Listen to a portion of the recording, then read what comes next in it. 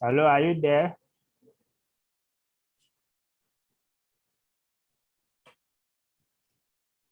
Okay, so I'll just assume we are all good with respect to Saturday.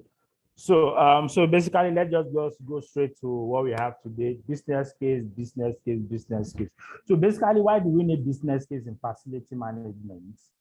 What's the importance of the business case in facility management? So ideally, the old topic of business case actually stemmed from the IFMA competency with respect to communication, right? For those of us who are actually very familiar with the 11 competencies of IFMA, you would probably have come across the communication competency. And the business case presentation skill is actually a subset of that competency. So we'll drive right straight into what we have today. So what is business case? Why do we need business case in facility management? As a facility manager, we discovered that we find ourselves in situations where we need to convince the top management, the facility users concerning some initiatives, some drastic facility changes that actually impact either operation or have some costs associated with this. And because of some of these costs are actually outside what actually the budget initially, we actually faced with a kind of a communication challenge where we need to convince the stakeholders reason why some action needed to be taken in respect to the current situation in the facility. So because of that, we actually faced with the challenge to actually write a business case, and most time we are also faced with the challenge of actually presenting that business case. So this course today is trying to explain how to approach the issue of business cases, which areas or within the facility operation that business cases are actually related or comes out that where you need to use them. Like you see in the slide, a business case is a written report or presentation focused on a business problem and solution option, justify a business initiative or project. So basically, what we are trying to say is a business case is a form of a report or a presentation where you kind of identify a problem. For example, I have a facility with a chiller, for example, and I need to replace that chiller based on the cost analysis I've done or some functionality issues. Based on my preliminary investigation, there's a need for us to change that chiller. So basically, from your own technical perspective, the chiller needs to be changed. But from the financial perspective of top management, you need to convince them about the naira and kobo why your chiller needs to be changed, right? And that's the reason why you actually need a business case. So what you're trying to do as a facility person in respect to business cases is that I want to kind of present the current problem in a language the senior management or the stakeholder understand, and try to show them the danger of not acting now with respect to those problems. So that's why we said this is a written report or presentation that focuses on the business problem. But not just the problem, we also focus on the solution as well, because we are not just showing them the problem, but we're actually showing them likely solution, not just one single solution, but likely solution, and give them the opportunity to make a decision based on your recommendation.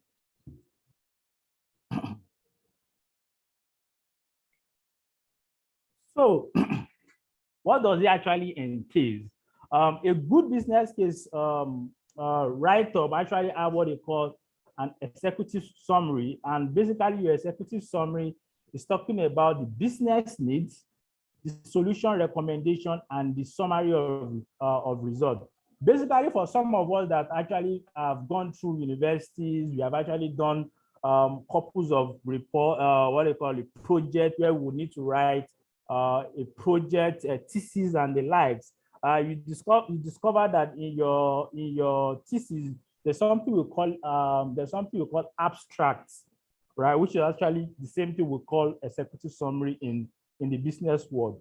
You notice in your abstract, you are going to actually state the problem you are actually researching into.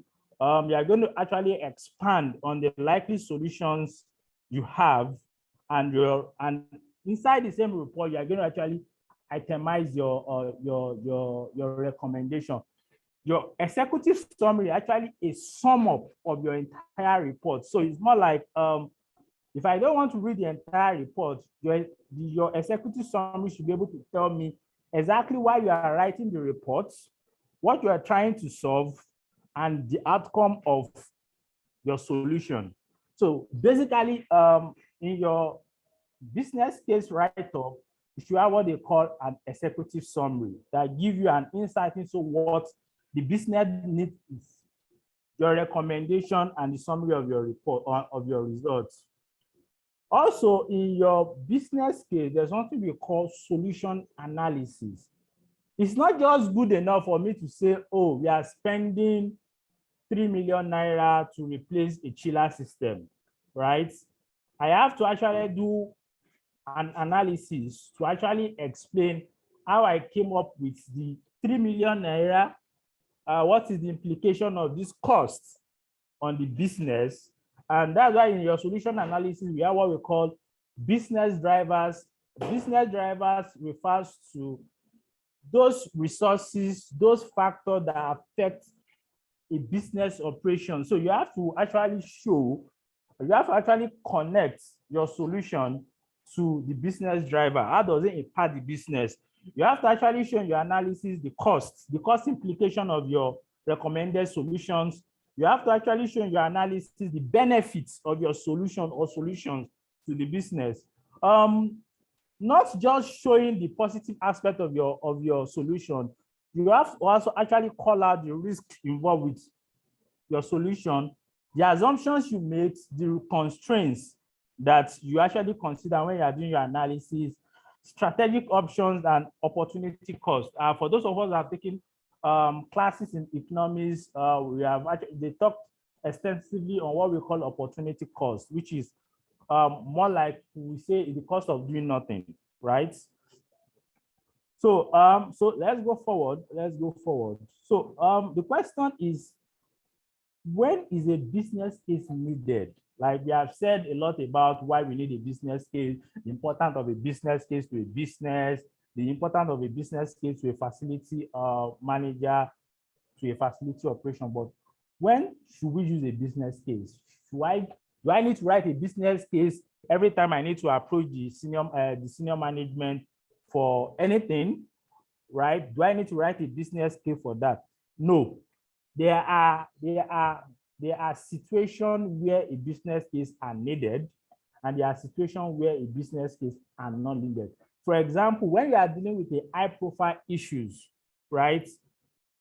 High-profile issues are not a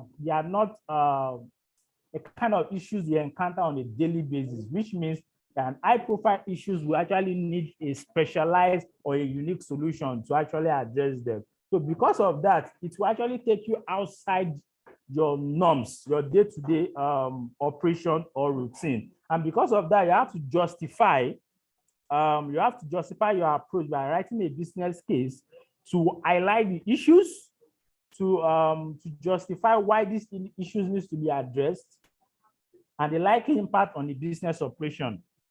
So when the risks are great, yes, you find yourself in a situation where you have an operational issues with an inherent risk, where the likelihood of that particular issue escalating can have a greater effect on your business. In such a way, you have to write a business case to justify why action needed to be carried out and itemize all the risks associated with such a situation. Then thirdly, we write a business case when we find ourselves where we need a radical solution. When we need a radical solution to actually address a given situation, like you said in the slide, when the radical solution is being proposed to solve a business problem, you need a business case. When we say a radical solution, we are talking about a unique solution, something that has not yet been done before, something that the private organization is not used to. So based on that, we can actually pinpoint what's the risk, associated risk of such solution to the business.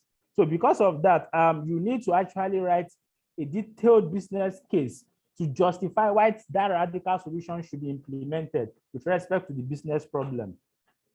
When a business money or resources needed may cross a certain threshold, in some certain organization, there's something we call approval limits, where based on your position or your role in an organization, there's a certain threshold of money you can actually approve. Maybe as a facility manager, as an operational manager, and the likes.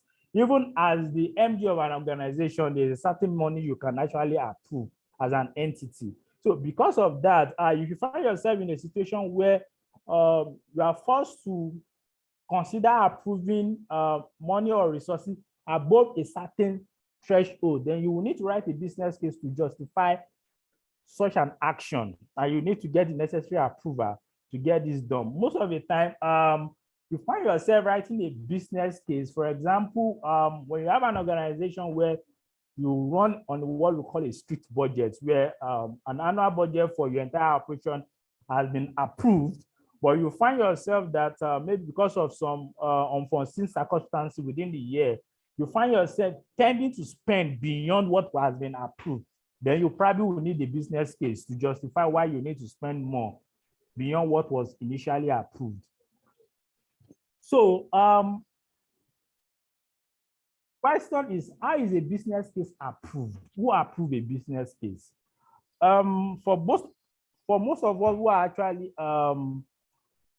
familiar with project management processes, we discover that in project management, they have what we call a steering committee, which is kind of a group of stakeholders within a project, where the project manager comes on a regular interval to give an update on what is going on in the project. And if there are issues outside what has been approved initially, the project manager will probably present a case to the steering committee for consideration and approval. Some call it steering committee, some call them governing board. They actually make up of top management, delegates, key stakeholders, and the likes within an organization. In some organizations, you can actually be made up of head of departments and some top executives within the organization.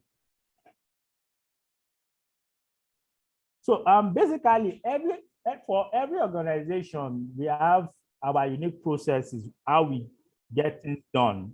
But we try as much as possible to give a kind of a generalized approach to how business cases generally are approved, the kind of the process flow to show how a business case is being approved in a given organization. From what you can see on the screen, we have what we call a preparation, where is the activities to your business case write-up. Then we have what we call the business case submission. When you submit your business case is going to be subjected to reviews and case. It's going to be subject to review, right? All your recommendation will have to be subjected to various scrutinies to compare it with what is actually going on in the organization. Look at your proposed solution. What is the impact? What are the risks and the likes?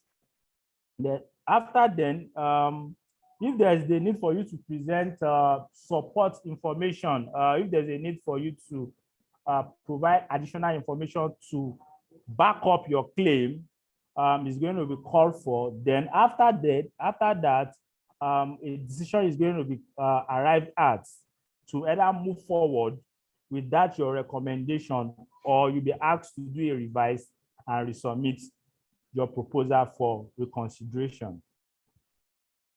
So from the screen, you can see the entire process flow from the case study preparation down to the post case study submission.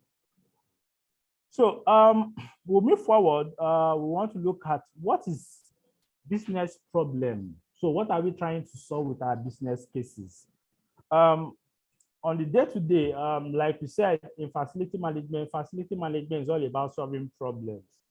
Some problems are recurrent, some are unique because they are not problems we encounter on a daily basis. So what is a business problem? Essentially, a business problem is any event or occurrence that have an adverse effect on a business operation or activity. And based on that, if I want to build a business case to address a business problem, I'm going to actually look at what we call what is the issue? What am I trying to solve? I can't write a business case if I don't know what the problem I'm trying to solve. Now, you can't solve a problem if you don't know your current state. And that's why we say, what is the current state? You can't move from point A to point B if you don't even know where your point A is. So essentially, for you to write a business case, you have to understand what the issue is. You have to know the current state of the issue. Then how does this current state actually impact people, process, and technology? In facility management, we talked about what we call the 3 Ps and T. We talked about place, people, process, and technology, basically. So in facility management, essentially what we are focusing on is to ensure that people have a conducive environment, which is the place. Business processes are running smoothly, which is the process, and the application of technology to address several issues and problems within the context of an environment. So basically, for you to actually write a business case, you have to understand what is the issue am I dealing with, what is the current state, what is the impact of this issue on the people, on the process, and what is the impact on the technology.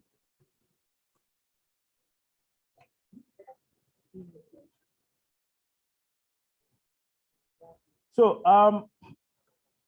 in defining what the issue is, we have what they call a manual requirement management courses. So basically, when you are looking at your problem, so we have a problem, and the problem is a manual requirement management causing inaccuracy, inefficiency, and rework.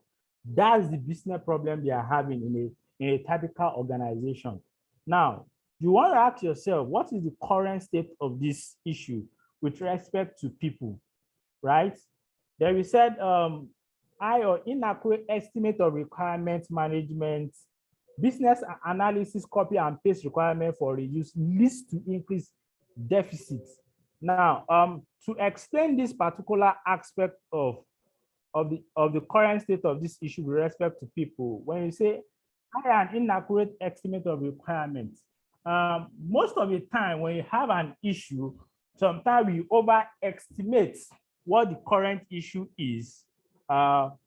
People overestimate what the issue is, and because of that, trying to find a solution to that, is that we'll come up with an overestimated solution that actually compound our problem or probably does not directly address the issue. Secondly, when you are doing a business analysis, sometimes people just copy paste requirement for reuse. The point is, if I'm copy pasting a requirement from a source that has errors, that is error prone, there's likelihood that when I copy paste this and use it in my own business analysis, there's likelihood I'm going to kind of amplify those errors. And that's why we say business analysis copy paste requirement for reuse can lead to increased deficits. Looking at the processes, we say inconsistent requirement review process across department and project type.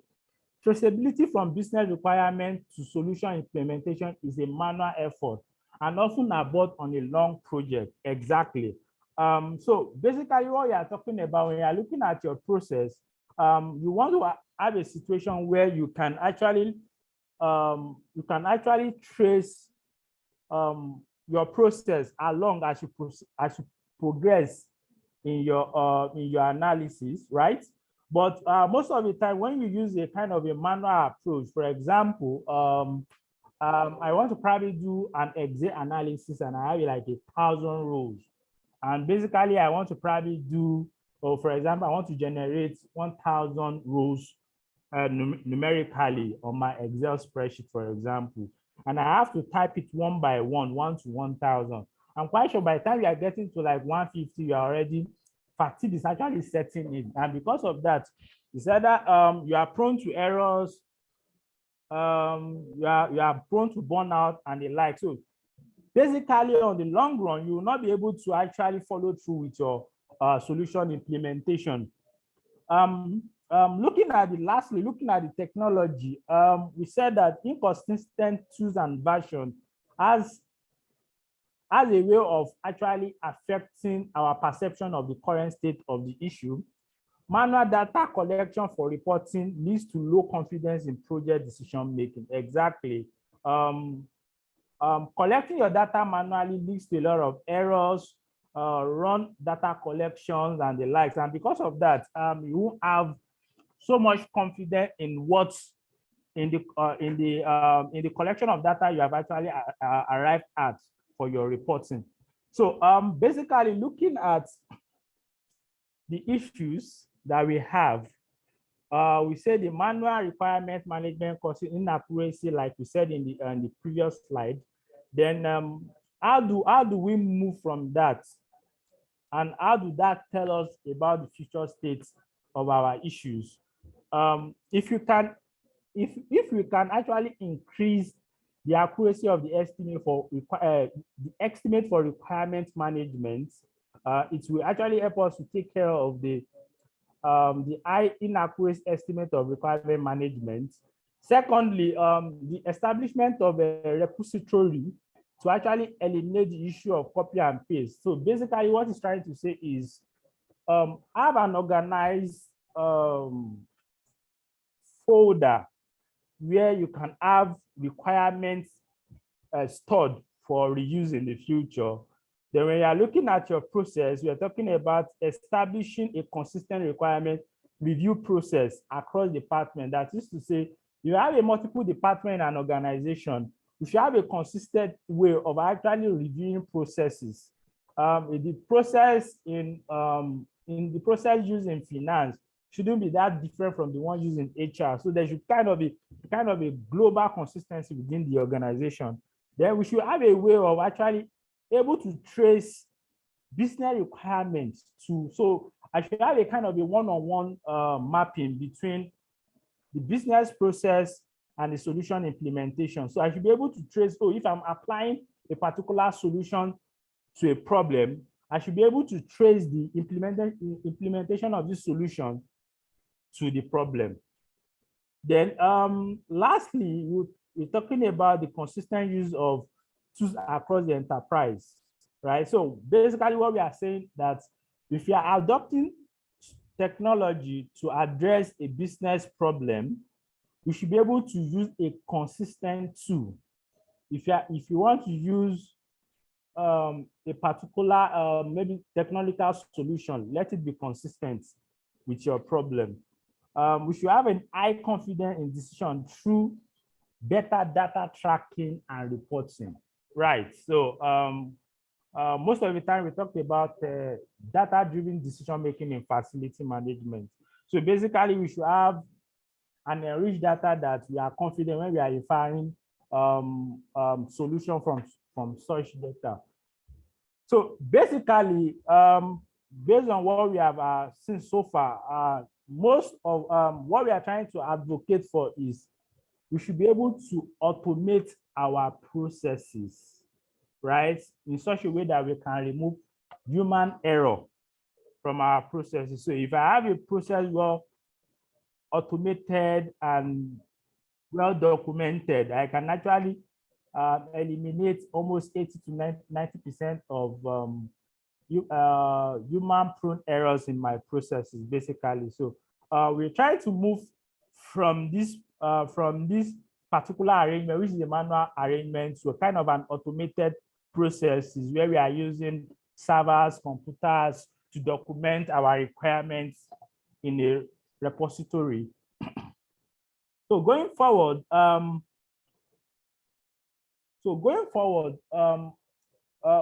in this particular slide, what we're trying to say is basically in a business case presentation, we always come, for example, in facility management, we are always faced with this decision of should we buy or should we build?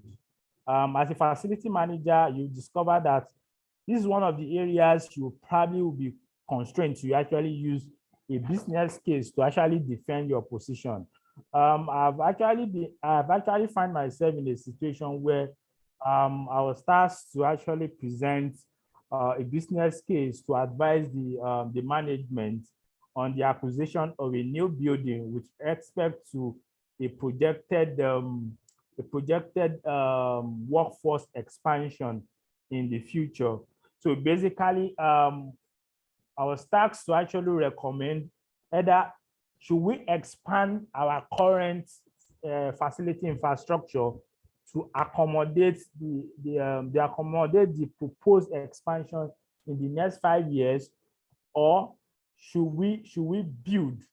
So basically, we'll be faced with, oh, should we buy a new plot of land and build a new facility, or should we buy? Should we build, or should we lease? So those are kind of scenario you're going to find yourself as a facility manager, and you're supposed to come up with a business case to advise management in deciding which of these options should we think towards. For example, like what we have on our slide, we have a buy or build situation, and for you to actually make a decision, right? We have somebody whose audio is okay. So for in this particular scenario, as a facility manager, your job is not to impose a particular option on the organization. Your job is to come up with pros and cons for each of the options. For example, if I'm going to look at the option of building, what is the cost of building? What is the benefit, right? What is the risk associated with building? What are the assumptions and what are the constraints, right? Once I present that, at the same time, I'm going to present my finding on the cost of buying, the benefit of buying, the risk, assumption, and constraints. So even though I am presenting these two options to the organization, I'm still constrained, or I'm still expected to actually advise based on the analysis I've done on cost analysis, cost to benefit analysis, associated constraint. Constraint can come in form of resources, the organization resources, the organization financial position, and the like. So after I've done all this analysis, as a professional, the organization will still be expecting me to make a recommendation, right? Oh, I've said, oh, if you are going to buy, it's going to cost us 20 million naira. And it's going to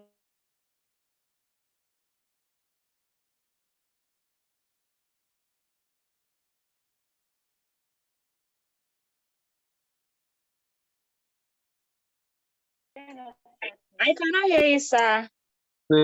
Same here. We can't hear you, sir. I can't hear you. I can't hear you, sir.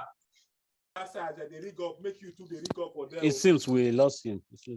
They changed the host. I think they changed the host, so I think they are connecting. Apologies for the break in transmission. Was the network issue. Okay, so we are back and better. So as I was saying, so you are faced with a buy or build option. Basically, for the build option, there are constraints. There's a time constraint, there's a cost constraint with that. There are assumptions, there are risks associated with your buy option. So basically, let's assume I'm actually estimating that, oh, for us to actually build, it's going to take us 5 years to come up with the entire building and the like, and it's going to cost probably the organization 30 million naira, for example. But if you want to buy a ready-made building, it's probably going to cost us an extra like 60 million naira. From the cost analysis, we can see the difference. Build is going to cost me 30 million, buy is going to cost me 60 million. But that's not just the only criteria for evaluating those two decisions. The other benefit, if I'm probably going to build, I have time to actually achieve my cash flow. I can actually spread out my cash flow for 5 years. But if I'm going to buy, that means I'm spending the 60 million naira now, right? Which is going to have an adverse effect on the organization cash flow. The other assumption, so basically, you can do a lot of comparison. Then based on those comparison and the analysis you have done, you can make a professional recommendation to the organization that based on X, Y, Z, I think, or I feel going with this option will be the best play for the organization. Then you make your business presentation, give it to top management for final decision on if they want to buy or if they want to. Your own decision, your own task is to make your analysis and make recommendation. The final decision still rests on the top management or the decision maker of the organization. Right. So, so basically, what are your solution option recommendations? What is the criteria you will use to evaluate your solution? What are your recognized resources for information? So, like we said, for you to make recommendation, you have to do a lot of evaluation. Look at your various options. For example, in engineering, we have a methodology of evaluating decision when it comes to this kind of situation. Basically, what we do is we kind of gather a lot of information concerning the problem at hand. We kind of look at the constraint, because there's no problem you want to solve in this slide that does not have constraint.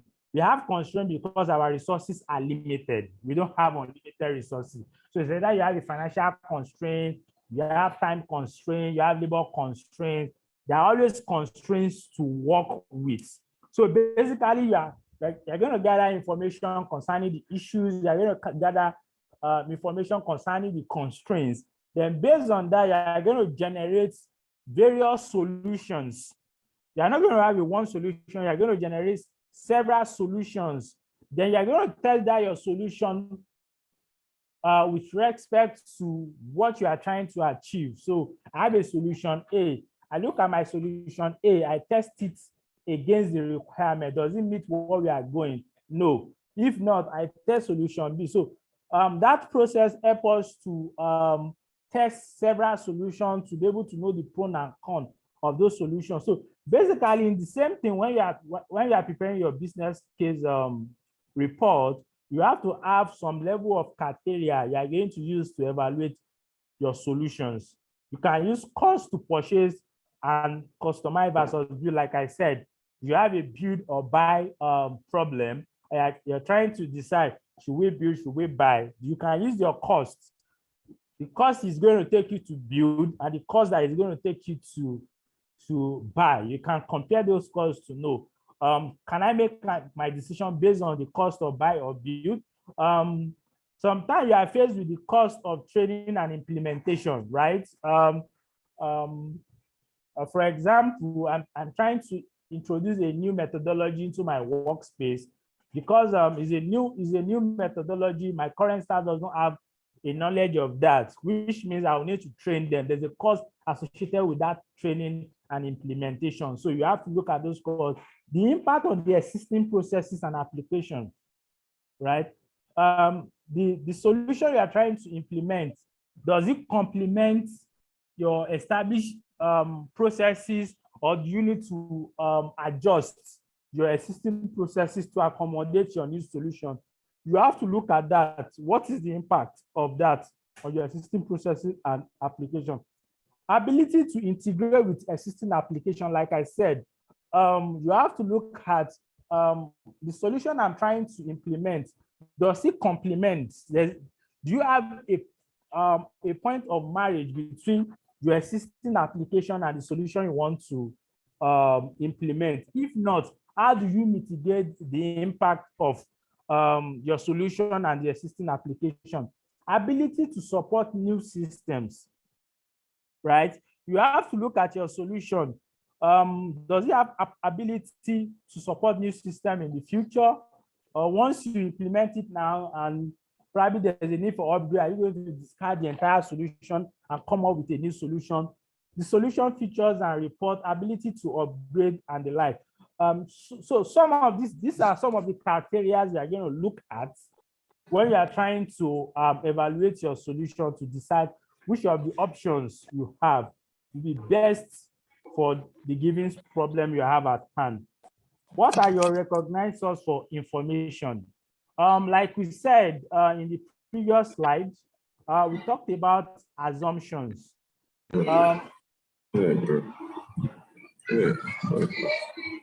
Hello.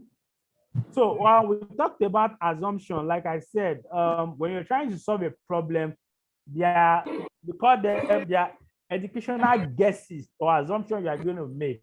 Now,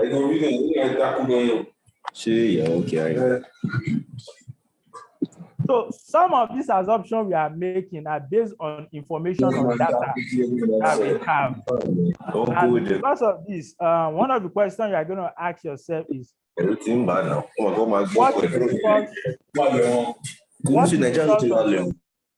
what is the source of your information? Where are you getting your information from? What are the data? What data are you using to make your assumptions, right? So basically, okay, for example, I'm trying to make an annual budget for my organization, for my facility operation in January. And because of that, I've probably done my annual work plan to itemize all the operational activities I want to engage in the year. Then I want to ascribe costs to it. Basically, there are a list of items I need to purchase for the year, and I'm able to get prices from the market. I'm getting today's price. But basically, I'm not going to buy most of this stuff at today's price because I'm going to buy them at time T in the future. So based on that, I'm going to make an assumption that based on the current inflation rates, which is going to probably affect price in the future, I can actually incorporate this into my budget. It's an assumption, right? To prevent against inflation in the future. So the question is, you have to look for sources of information to aid your assumption when you are doing your analysis. And basically, there are different sources of information. You can either employ the service of a research firm where they help you to do a research in a particular problem to come up with relevant information to support your hypothesis. So we have Gartner, we have Forrester. These are actually research organizations, basically. Also, we have industrial organizations that have source of information. IFMA is an example of an industrial organization. Even in Nigeria, we have the Association of Facility Management Professionals. It's also a good source of information. For example, in Nigeria, we have the Nigeria Bureau of Statistics that give us timely information on what is happening, the current state of affairs in the country. Those are good source of information. We have, you can get information from industry standards and the like. Those are places where you can get information to support your assumption when you are doing your analysis with respect to evaluating your solutions. Now, what are the cost, benefit, risk, assumption, and constraint when you are actually building a business case? Like we said, we have informal and formal, right? For your informal, we're talking about research where you can actually talk to a research organization to get information. You can look at industry information. You can attend webinars. Those are informal way of getting insights so that you can use those information to actually develop an assumption to factor out your constraints, and it also helps you in your cost analysis and the likes. Then there are also a formal approach to it where you are doing what we call impact analysis. Under impact analysis, basically what I'm looking at is what is the impact of my solutions on the organization, on the bottom line. Gap analysis, what we're talking about is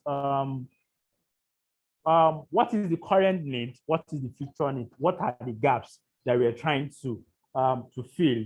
Flexibility study talks about, so running a flexibility study is we are looking at the practicability of your solution. Yes, I have solutions, I have options, but are they feasible? Are they practical? Can they work? Right? You can also engage in a formal research to get insight into the problem and likely solution.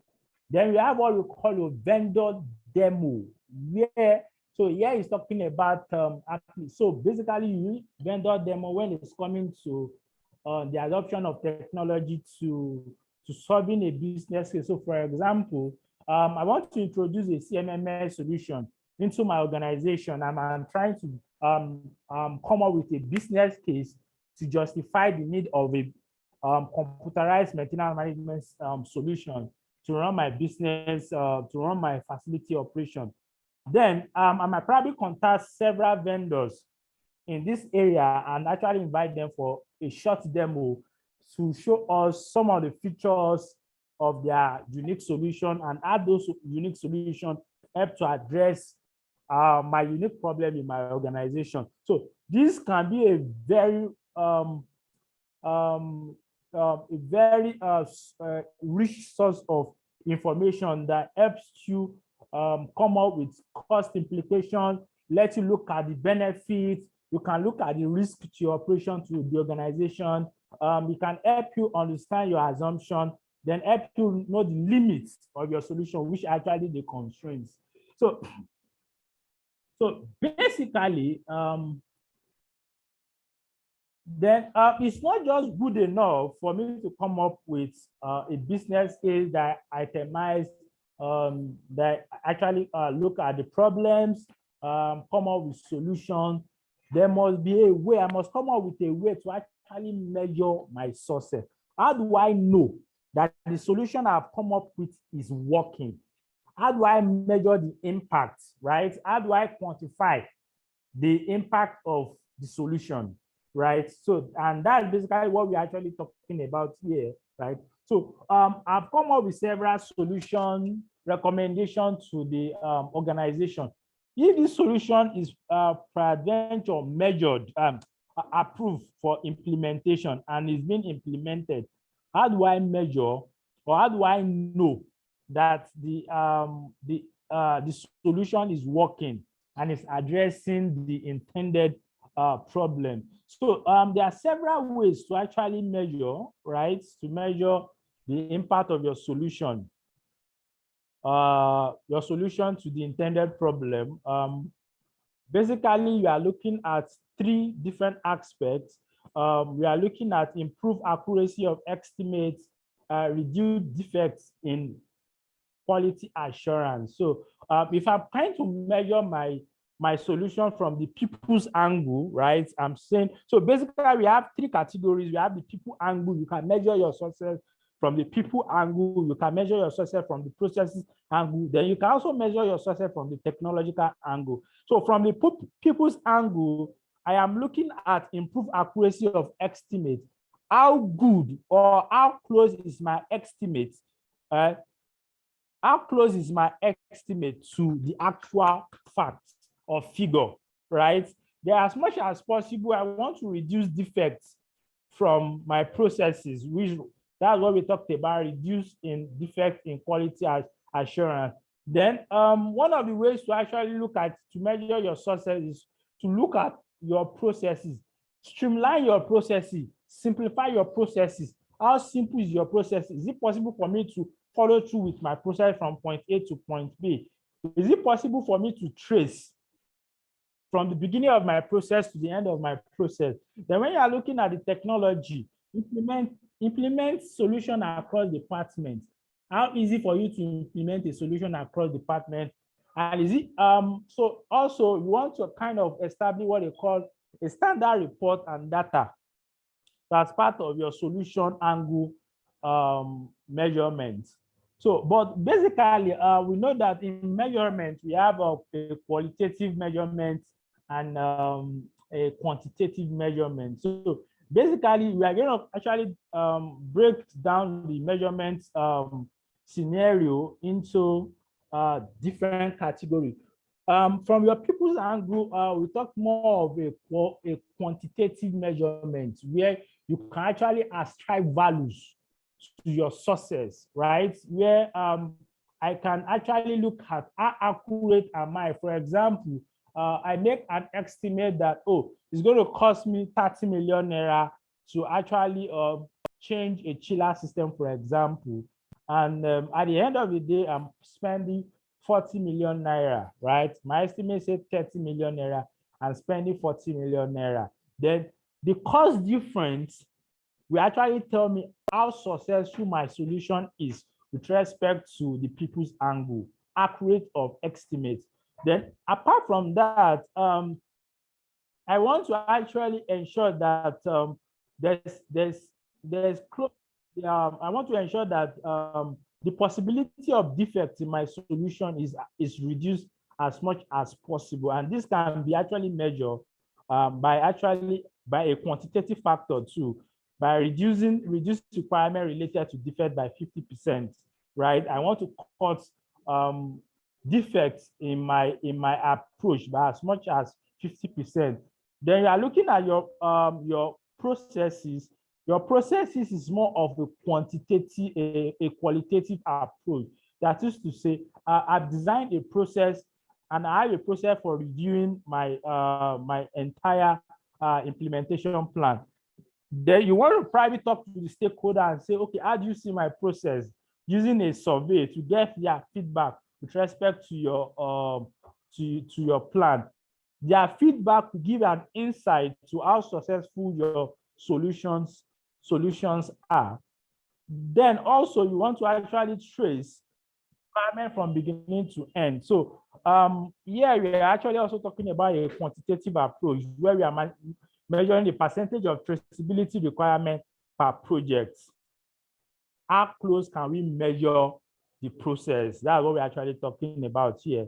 And with respect to the technological angle, also, when you implement a technological solution across departments, you probably want to create a survey to get the feedback from different departments on their view with respect to your solution. So it's more of a qualitative approach. Then finally, we are talking about a standard report and data needed. So here you're kind of looking at how many of my processes can I actually automate? But so the one that I can't automate, I have to use a manual approach. So here you are quantifying how many of your processes you can streamline and automate, and how many of these processes you can't automate. So basically, you can look at all these three categories of with respect to measuring sources and aligning with your strategic business drivers, which is actually increasing revenue. Because let's face it, every business wants to make money. We want revenue, want to increase revenue. So basically, you want to look at your solution from the angle of increased revenue. Does it bring more money to the organization? Does it reduce your expenses, your operational expenses? Does it reduce complexity? When we are talking about streamlining review processes and implementing best practices, we're actually talking about reducing complexity with respect to your processes. Then secondly, you want to look at expand market product or services. Does your solution align with the organization decision to expand their product or services on the long run. So those are basically what you are looking at, and having a way to measure some of these metrics will help you understand or help you quantify the sources of your solution with respect to the bottom line of your organization. So let's proceed. So basically, we say, who will support your case? So I have a case study. I've prepared a business case with respect to a current problem. Then who should I focus on, right? Like we said, your business case is subject to approval. You need top management approval to get your business case to implementation stage. So who should you focus your attention on with respect to getting the necessary approval for your business case? So basically, before you even dive into writing a business case, you first have to understand and identify your stakeholders. Who are those people in support of my solution? Who are those people against my solution? Who are the approving authority? Who will be impacted in my who will be impacted on with my solution? So basically, once you identify your stakeholder, which are people who support, people who will be against, people who are going to be impacted, you need to work with them to get their concern, to understand their perspective, even before you start writing your business case. It is always advisable to ask them for information from their department. So I have a problem I'm trying to solve for a particular department and organization. It will be unwise to come up with a solution in isolation, right? It's only the person who feels, okay, for example, it's only the end users that understand the issue. You can only understand the issues from the end user. So if you don't understand the issue, which means the solution you'll be proposing will be just off point. So you have to ask them for information from their department, and you may support your finding. So those information, you are going to use it to support your finding. Ask them. So it's always advisable to kind of organize a meeting with your peer to get their buy-in before you actually come up with your case study. So basically, like I said, you have to understand your stakeholders, basically people who are going to support your solution. Then basically too, you have to understand people who will be against your solution. Who are those who are going to sabotage your solution? Because if you don't address their concern, it will be a no-no for them, and you are not going to get the necessary approval from top management. Basically, if you look at every organization, there are some people in the organization that have the management ears.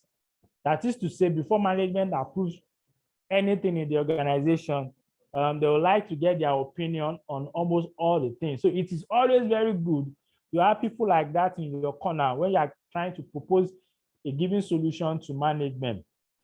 So basically, you have to know people who are going to sabotage your case. Why would they? You have to understand the reason why they will go against you, right? And you have to gain their trust in the process. So basically, what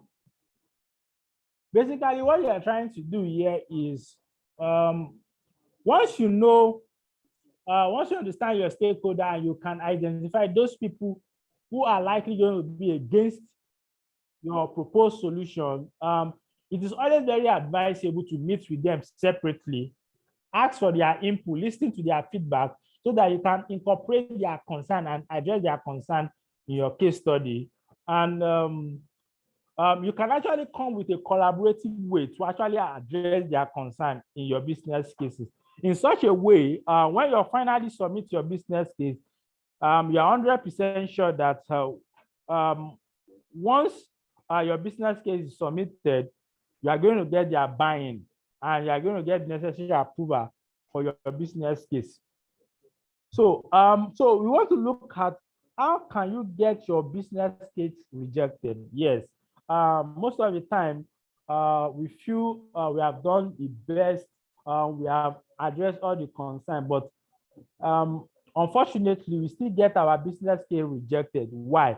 There are a few reasons where you can get your business case rejected from the standpoint of your writing. We are talking about poorly written business case will be automatically rejected. Why? If your business case is too wordy, right? Like I said, top management don't really have luxury of time to read very long essays and the likes.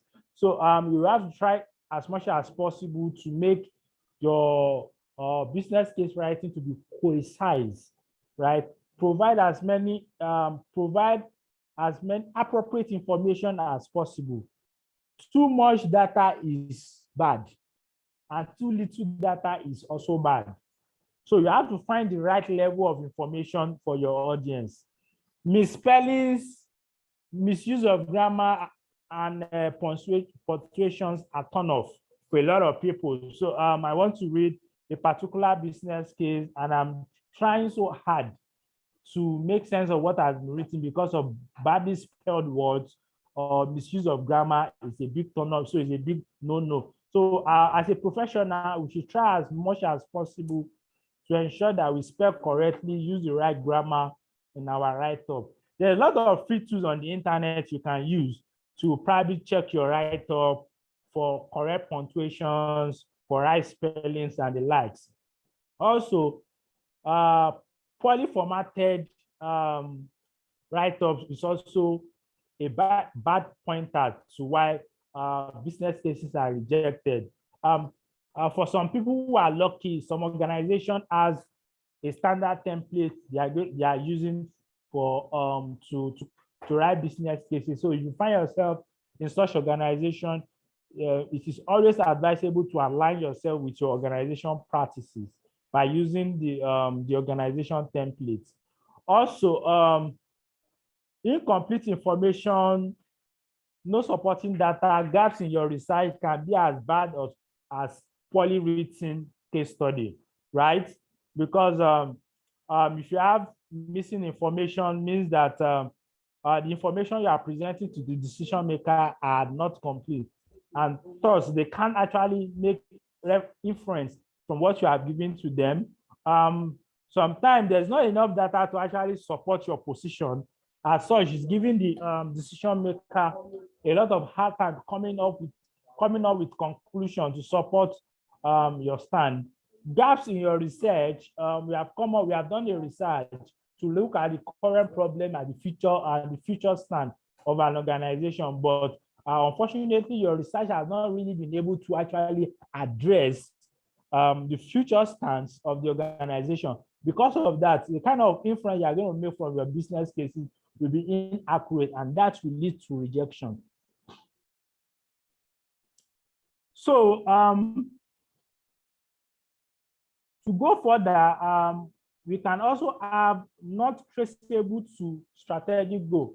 One of the things we have actually tried to emphasize in facility management is try as much as possible to align your plan with the overall organizational plan, right? The organization has a strategic plan. You can't go outside that strategic plan to get approval. You should always, as a facility manager, you should always find a way to align your plan, your own facility management strategy plan with the overall organizational goal. Alternative solutions appear to be better fit. So basically, what we're trying to say here that you have a business case, you have proposed several solutions, and you are recommending a particular solution. And in that solution, we discovered that there are other alternative solutions that are way better than the solution you are proposing. It's an automatic rejection, right?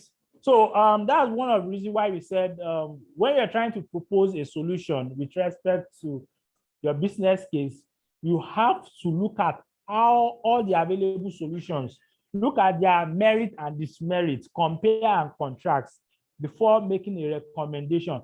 In such a way, you will have been able to cover all your bases. Not for you to get to a business case proposal and the approvals are the one telling you, oh, have you considered this?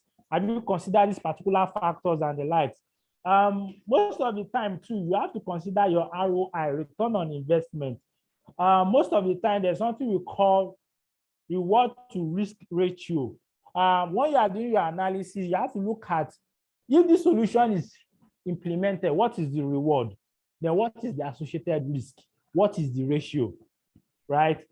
If I'm going to implement a solution that costs me, for example, 10 million naira, for example, and if I probably spend 10 million naira, the return on investment I'm getting is like 5 million naira. That means I'm losing a whole 5 million naira in that implementation. It's a big no-no. Except probably you can come up with other non-monetary value that actually compensates for the difference in cost. So it's very important to always consider your return on investment and kind of check it against the risk associated with your solution. Also, unclear benefits can be an hindrance to getting the necessary approval for your business case.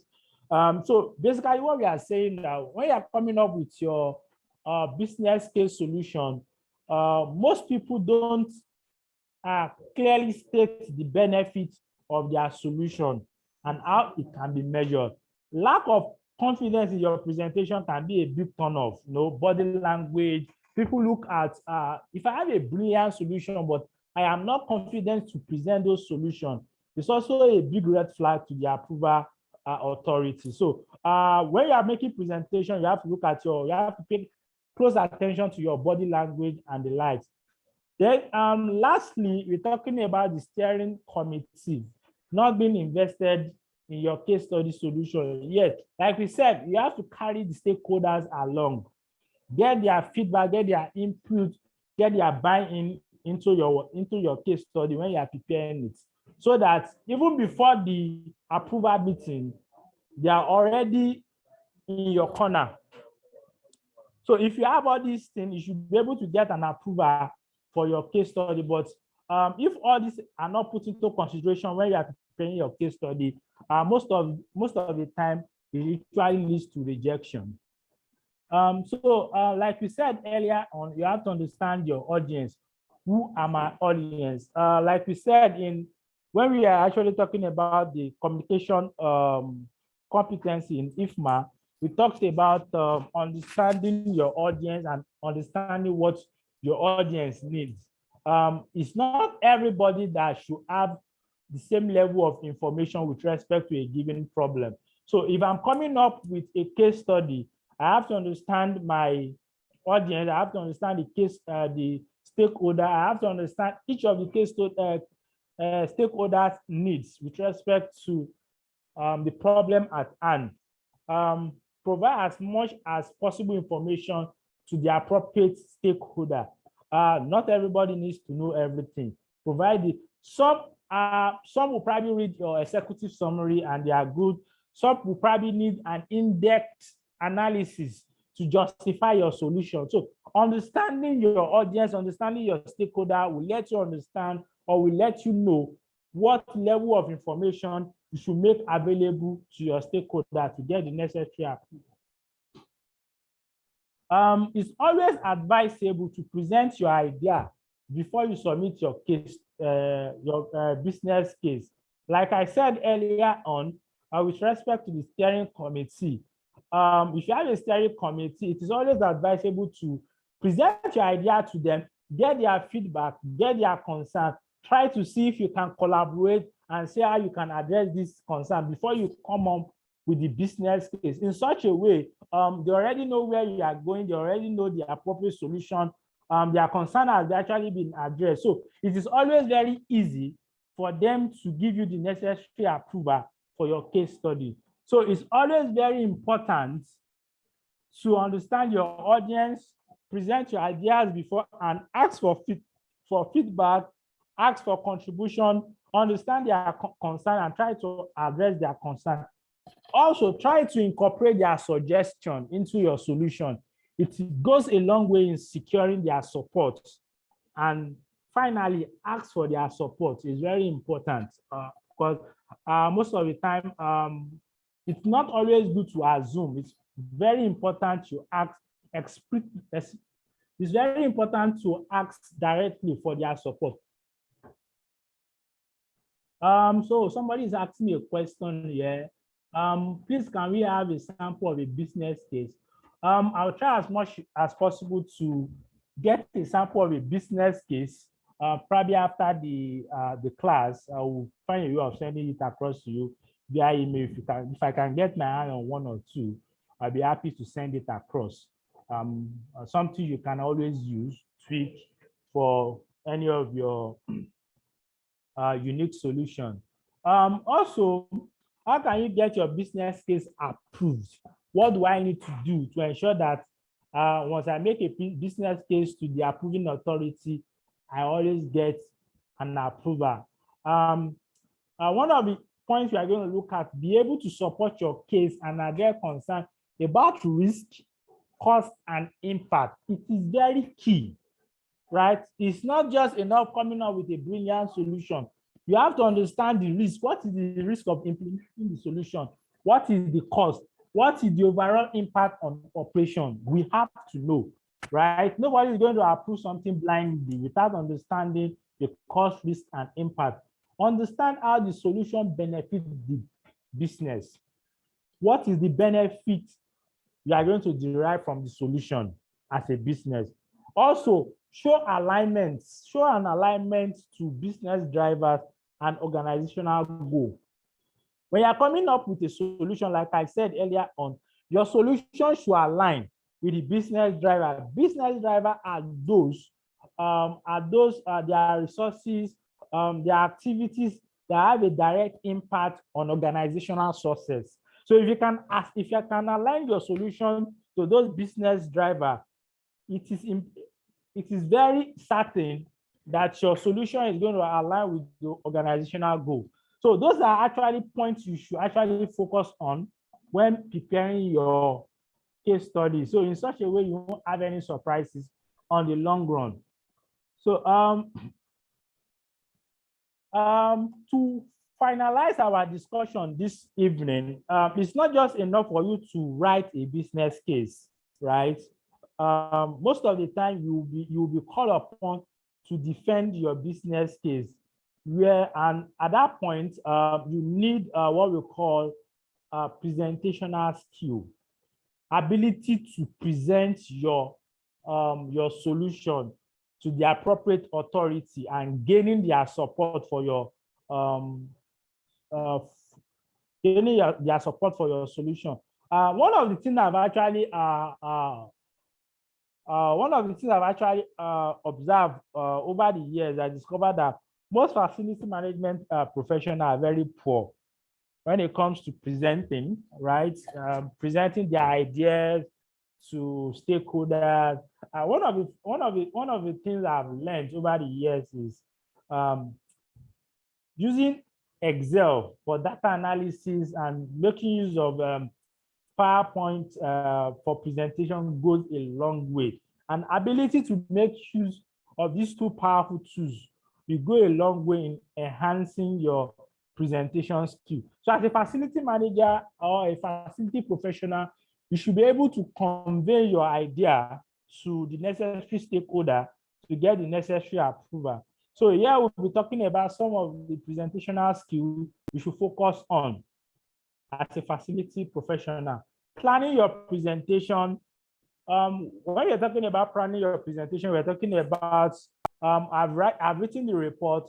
How can I come up with a presentation that will help me convey the important information to the decision maker? So in planning, we have what we call presentation sequence. How do you want your presentation? How do you want the flow of your information from start to finish? Then you want to add some visual aid to convey some important points. And you are going to use what they call effective presentation techniques to get the attention of your attendees, who are the appropriate approvers for your business case. So how do you organize a presentation? When you're organizing a presentation, try as much as possible to make your presentation topical, right? I have a presentation on the topic. I can break down my topics to subtopics in a chronological order. The information must flow and make sense. Move from problem to solution, cause and effect. So if I'm talking about a problem, I should be able to match it with a solution. When I'm identifying a cause, I should be able to talk about the effects of that. When you are making your presentation, you should be able to call out keywords that should be able to like. So, for example, I'm talking about today. We are talking about business cases. If you have been paying attention to what I've been saying, you see that I've mentioned a lot of things about business cases. I've talked about approval. Those are keywords in my presentation. When you're making your presentation, try as much as possible to make it conversational. Let it flow like a normal conversation. Let it be flexible. Let it be more responsive to audience. So I should talk, you should be observant of your audience, and should be responsive. So we talked about flexibility. You should be able to be adaptive. You know, you should be able to change your style and the likes. Relation to mark by harmony and affinity. Audience member needs to trust you to feel that you care about them. So basically, when you are making presentation, try as much as possible to harmonize your information in such a way that to get the attention of your audience, start before you begin. Basically, what we're trying to do is before you start your presentation, try to mingle, try to interact with your audience, try to gain their trust, right? Like they say, people listen to people they like. So so basically what we're trying to say, before you even start your presentation, try to have a little interaction with your audience to try to sample their opinion, get their feedback, try to mingle, try to interact, try to learn their names, right? It goes a long way during the course of your presentation. So when opening a presentation like I did this evening, I went ahead to introduce myself. So when you are making a presentation, before you start shunning out those jargons, those terminologies, those complex analysis, it is very important to introduce yourself, get their attention, build rapport, introduce the topic, introduce short stories and the likes into your. So try to make your presentative a kind of a participatory presentation where your audience can actually contribute to what you are actually discussing. So you can sample their opinion as you go along with your presentation.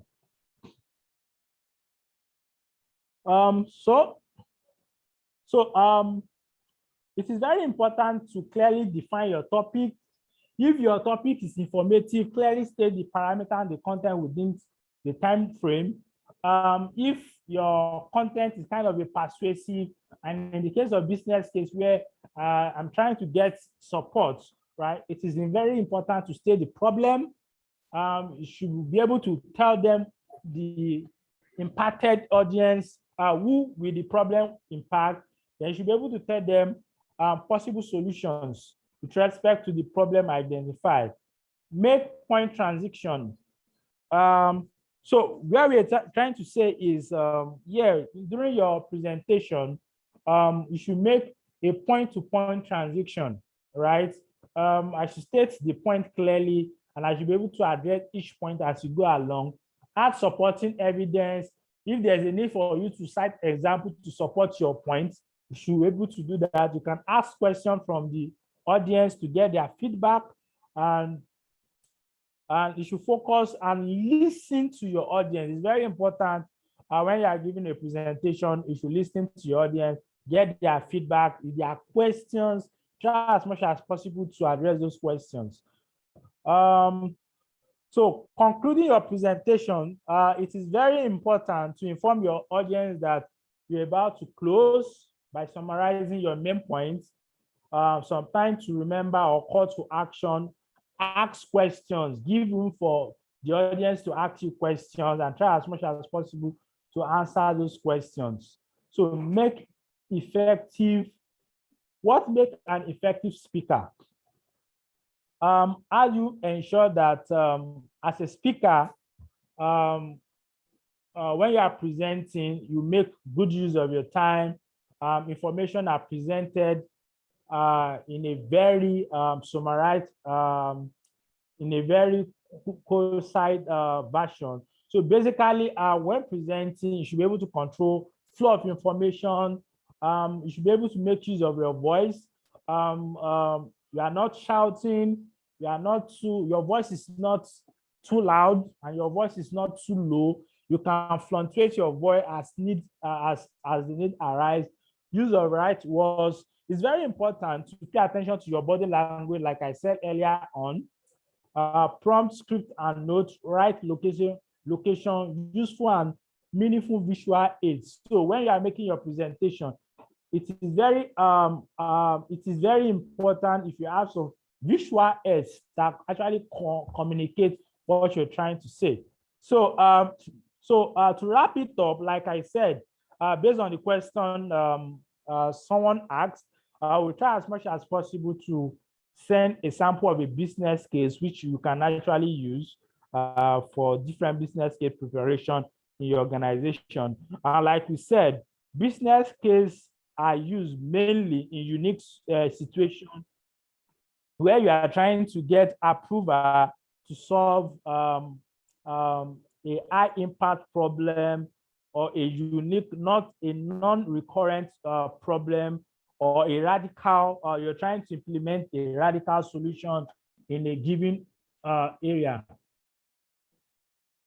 So like I said, we'll try as much as possible to get a sample of a business case. So interestingly, we use business case in facility management, and also business cases are actually very good too in project management. So I'll try as much as possible to see if I can get samples to send across via email. On this note, we'll be coming to the end of the class. So I'll be happy to listen to, if you have questions regarding what we have discussed today, I'll be happy to take as many questions as possible. Thank you for listening to this class. So any question, contribution, addition, subtraction?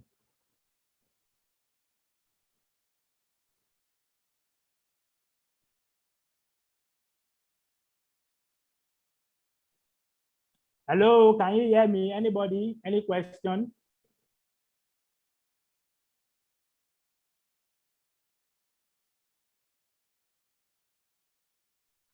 Hello, good evening. Good evening. Thank you so much for the class. My question is this: if one wants to improve on the presentation skills, how can one go about it? Thank you. Okay, so basically, improving on your presentation skill actually comes with constant practice, and it's actually based on experience. You know, the more you practice, the more you get better. But like I said, I'm a believer of you can actually learn anything on the internet. The YouTube is a very rich source of information when it comes to learning how to be a better presenter with respect to presentation and the like. So you can get a lot of resources on YouTube. Then I would advise that to practice, you can always come up with different problems you are trying to use business cases to address. Come up with a hypothetical problem, prepare a business case, look for a mirror, present to a mirror, or you can present you can record yourself presenting, watch it over time, look at areas you made errors and make correction. So the more you do it, the more you get better. That's actually the summary of the whole stuff. So the more you do it, the more you get better. You can listen. So it's also very very helpful when you listen to seasoned presenters. look at how they present, look at the methodology, observe their body language, observe how they control their flows and stuff like that. So we can get better by observing, we can get better by doing. So basically, like I said, practice, make use of YouTube videos, watch good presenters. Those 3 points will actually help you to get better when it comes to presenting. Thank you. Any other question? Okay, good evening. I'm Good Dele, my evening. name. All right, sir. Thank you. What a wonderful presentation. Yes, sir. Thank you, sir. Just on a lighter mood. Okay. As a facility manager, should Okay. I also start thinking like a business analyst or data analyst? Because all you're saying now, all you've been saying is so sort of related to being a business analyst. So, however, going to my question. Okay. Since everything you said are related to collecting data, trying to think through the mind of the user or your customer or, yes, or sponsor, or the person who wants to sponsor a particular project. So what are the best tools, statistical tools one can use and to actually drive home that idea? Because you are trying to pitch an idea. yes, to who should, why, and the reason why the person should sponsor or should take up that idea. So what are the statistical tools that is best? Because some people feel like, oh, you can make use of you make use of pie charts and bar charts. Some persons feel like, oh, do the correlative analysis and all that. So, and so I would want you to advise what are the statistical tools one can use. So, all right, thank you so much for the question. So basically, there's no fast, there's no universal tool that you can actually apply to any given problem. Now, when it comes to, like you said, as a facility manager, we need to start thinking like business people, right? Understanding things from their perspective. That's the only way we can get their support with respect to anything we want to do. Like, so based on your question, you're asking me what is the best statistical tool to apply. I would say the tools to apply is the function of your data and also a function of your audience, right? Okay. There are sometimes a simple table we pass the information you are looking for. Sometimes, based on the person you are dealing with, you probably want to see a comparison pie chart. Okay. If I'm doing an analysis to show a trend, right? For example, I want to prove to the organization that the use of generator, the use of diesel over the past 5 years is increasing. Then I will need a trend. I will need to plot a graph to show a trend. There, a line graph is actually very important at that point.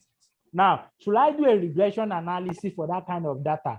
Yes, if I want to predict what the likely consumption is going to be in the future, probably I will need to do I'm going to do a regression analysis, come up with a estimated formula to actually predict that if we continue in this path, we are likely going to be consuming so liters of diesel in 2 years from now. So that's why I said the data you have and your audience will determine the tool you are going to use.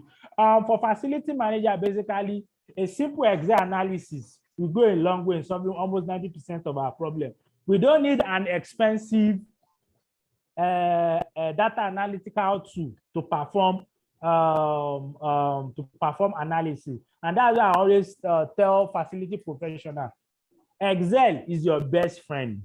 Excel is always your best friend because most of the data you will collect are easily analyzed on Excel, and you can do a lot of dashboard creation to display a lot of data and to wow your stakeholders to get the necessary approval. Thank you. All right, thank you. Any other question? Yeah. Hello. Yes, good evening. Good evening, sir. Good evening. Yes, sir. Am I on, please? Yes, I can hear you. All right. Following the last question, or further to the last question, he was talking about best way to present. But in this case, I was going to ask what if your client or your audience is not even available to take as a presentation? It's actually a presentation you have to send through mail. I don't know if you understand me, sir. So The presentation you have to. The other guy was talking about charts. You said something about Excel being our best friend in this case. Yeah. So if you're actually sending a presentation over that you don't have the opportunity to stand in front and convince your audience, how best? So how best are you supposed to talk about it? Okay, thank you very much. Okay.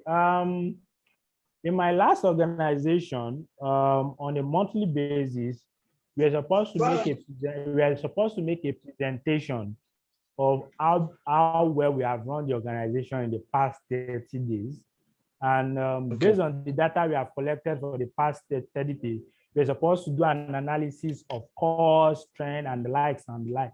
Basically, it was supposed to be a one-on-one presentation to the top management. But based on complexity of operation and time availability, most of the time we send the presentation via emails to the top management for their review and comment. So basically what we do, we collect the data on an Excel, we do the analysis, prepare the documentation on Excel, then I will take the graphical output of my analysis, we put them in PowerPoint presentations, right?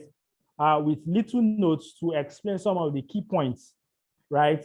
After we have done that, you send that via email to the respective party, do a little bit of write-up, like a summary, your email, attach the Excel to it. So basically, if they are going through my PowerPoint presentation, I'm probably looking at the chart and they can't comprehend what the chart is already talking about, they have opportunity to actually check my Excel to see the raw data and look at the analysis and look at my constraints and my assumptions with respect to that. So basically, for that kind of situation, you can always send your business case proposal via email to the necessary approving authority.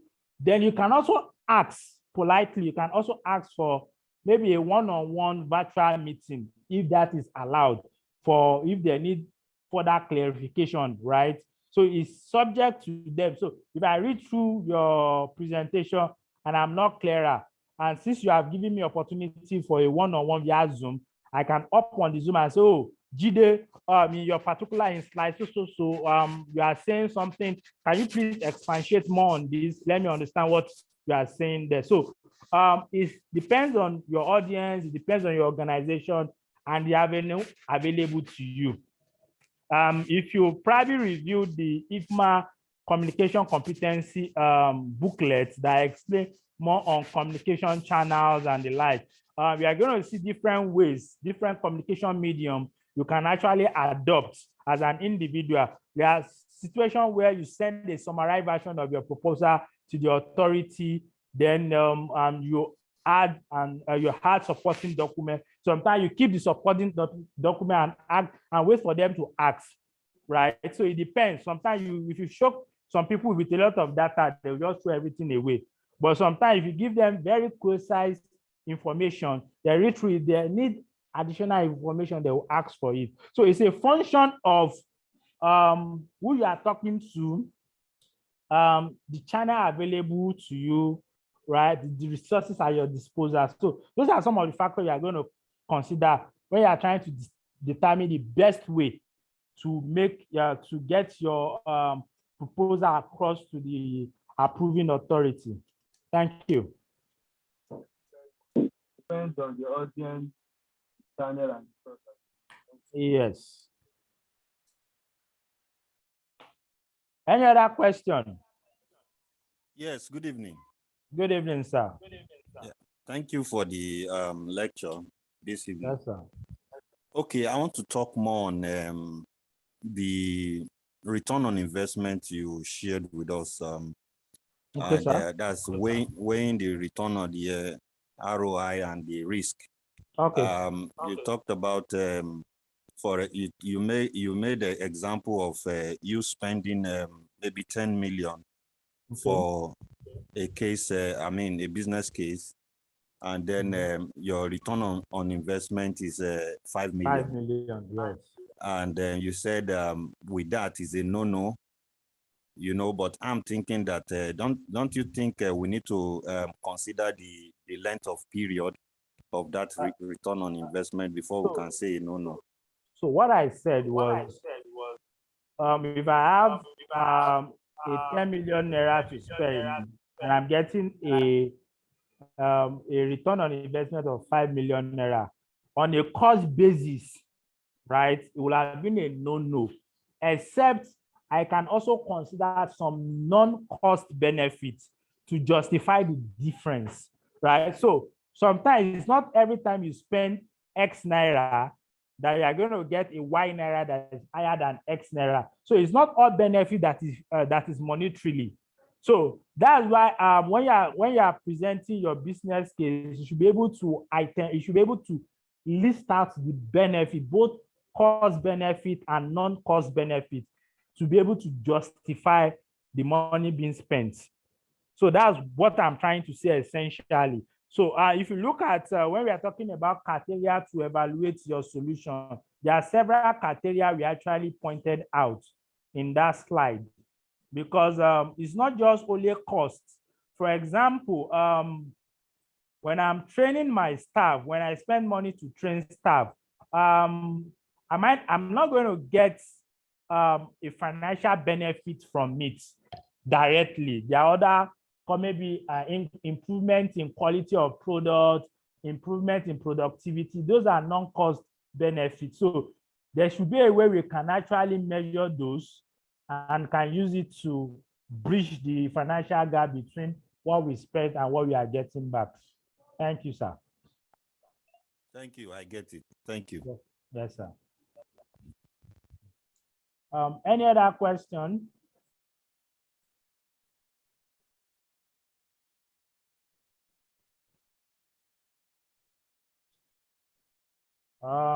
I guess it is safe for us to call it a day. Thank you very much for the time spent, and thank you for the numerous questions. And we see you back here again on Wednesday. Thank you. Okay. Please. Thank you. Please, your name. My name is Engineer Fisayo Animashaw. Okay. Okay. Yeah. Fisayo. Okay. Thank you, sir. Good night, sir. Good night, everybody. Thank you, sir. Thank you, sir. Good night. Thank you. Yeah, thank you, sir. Good night, sir.